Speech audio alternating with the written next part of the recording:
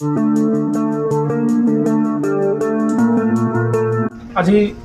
আমি কামৰূপ ডিষ্ট্ৰিক্টৰ পানীখাটি এই ট্ৰেইনিং চেণ্টাৰত আমি আহিছোঁ।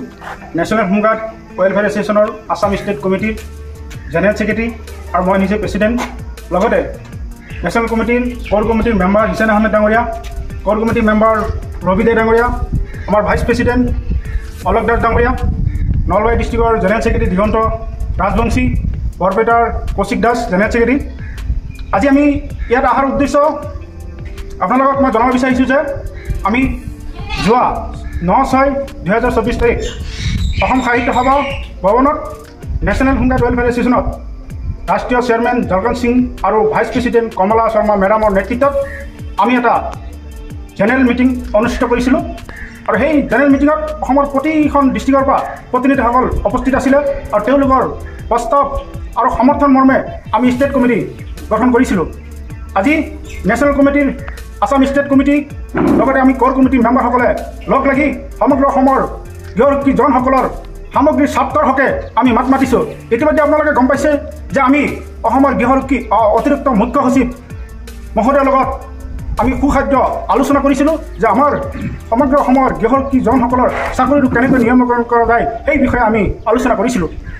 গৃহৰক্ষীজনসকলৰ অসমৰ 26,662জন গৃহৰক্ষীজনসকলৰ বিভিন্ন সমস্যা আছে। এই সমস্যাৰ সন্দৰ্ভত আমি ইতিমধ্যে অতিৰিক্ত মুখ্য সচিবৰ লগত সুখাদ্য আলোচনা কৰিছোঁ। তেখেতে আমাক সন্মানসকলে আমাক মাতিছিলে। আমি ভাবিছোঁ অতি সোনকালে আমাৰ গৃহৰক্ষী সমস্যা সমাধান হ'ব। ইয়াৰ উপৰি আমি আৰক্ষী সঞ্চালক প্ৰধান DGP মহোদয়ক আমাৰ এখন স্মাৰকপত্ৰ প্ৰদান কৰিছিলোঁ। গৃহৰক্ষী বিভিন্ন সমস্যাৰ ক্ষেত্ৰত বৰ্তমান অনলাইন প্ৰক্ৰিয়াত বিসংগতি হোৱাৰ ক্ষেত্ৰতো আমি DGP মহোদয়ক অৱগত কৰিছিলোঁ আৰু তেখেতে এই কথাখিনি শুনিছিলে। আমি স্মাৰকপত্ৰ প্ৰদান কৰিলোঁ আৰু ইয়াৰ উপৰি আমাৰ স্পেচিয়েল DG মহোদয়ক আমি স্মাৰকপত্ৰ ইতিমধ্যে ৰেডি কৰিছোঁ। ইয়াৰ উপৰি আমি মাননীয় মুখ্যমন্ত্ৰী মহোদয়ক আমি স্মাৰকপত্ৰ দিয়াৰ কাৰণে ইতিমধ্যে আমি প্ৰস্তুতি কৰিছোঁ। আৰু ইতিমধ্যে আমাৰ নেশ্যনেল কমিটিৰ নেতৃত্বত দিল্লীত কেন্দ্ৰীয় গৃহ ৰাজ্যিক মন্ত্ৰীক ইতিমধ্যে স্মাৰকপত্ৰ প্ৰদান কৰিছে যে সমগ্ৰ অসমৰ গৃহৰক্ষী আইন কেনেকৈ সংশোধন কৰিব পৰা যায় তাৰ কাৰণে গোটেই নেশ্যনেল লেভেলত তেওঁলোকে স্মাৰকপত্ৰ প্ৰদান কৰিছে। আশা ৰাখিছোঁ যে আগন্তুক আমি নেশ্যনেল কমিটি অসম ৰাজ্যিক কমিটিয়ে সমগ্ৰ অসমৰ গৃহৰক্ষীজনসকলৰ সমস্যাৰ ক্ষেত্ৰত আমি মাত মাতিম, আপোনালোকৰ সহায় সহযোগিতা আমি কামনা কৰিম। কিন্তু ইতিমধ্যে আজি আমি পানীখাটিত অহাৰ উদ্দেশ্য হৈছে যে আমাৰ দুৰ্নীতিকৰণ আগৰ দুইটা সন্থা তেওঁলোকে আমাৰ ওপৰত ভুৱা এলিগেশ্যন লগাই পেলাই আমাৰ ওপৰত হেৰাছমেণ্ট কৰিছে। আজি চাওক কৰিমগঞ্জত ইমান দূৰৰ পৰা দুজন সতীৰ্থ তেওঁলোকৰ পইচা খৰচ কৰি আজি কামাণ্ডেণ্ট অফিচত আহিব লগা হৈছে।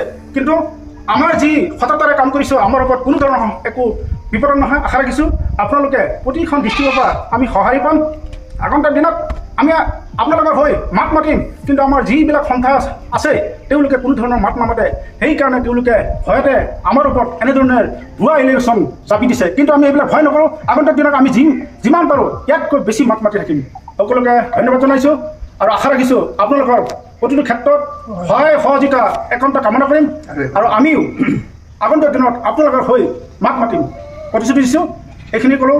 সকলোকে নমস্কাৰ জনাই জয় হিন্দ। নেশ্যনেল হোমগাৰ্ড জিন্দাবাদ।